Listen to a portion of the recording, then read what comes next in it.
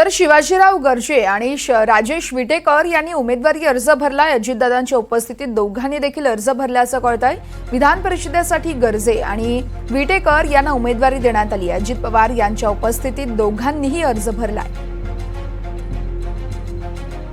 शिवाजीराव गर्जे आणि राजेश विटेकर यांनी विधान परिषदेसाठी अर्ज भरलाय।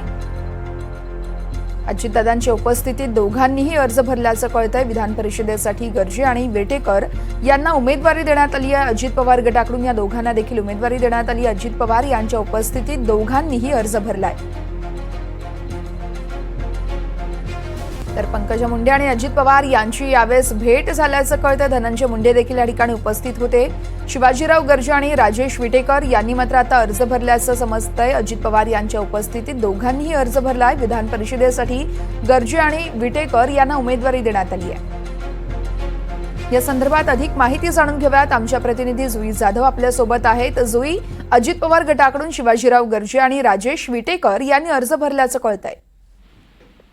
वर्षा, आताच थोड्या वेळापूर्वी अजित पवार गटाचे विधान परिषदेचे उमेदवार शिवाजीराव गर्जे आणि राजेश विटेकर यांनी आपला उमेदवारी अर्ज भरला आहे। विधान परिषद निवडणुकीसाठी उमेदवारी अर्ज भरण्याचा आजचा शेवटचा दिवस होता आणि त्यामुळे जे उमेदवार आहेत 12 उमेदवार आज आपला उमेदवारी अर्ज भरतायत। काही वेळापूर्वी पंकजा मुंडे यांनी देखील आपला उमेदवारी अर्ज भरला आणि आताच मिलिंद नार्वेकर जे देखील उद्धव ठाकरे यांच्या उपस्थितीमध्ये आपला उमेदवारी अर्ज भरत आहेत।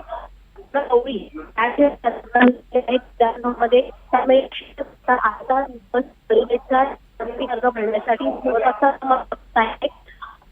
12 उमेदवार। अगदी जुई, खूप खूप धन्यवाद तुम्ही दिलेल्या सविस्तर माहितीसाठी।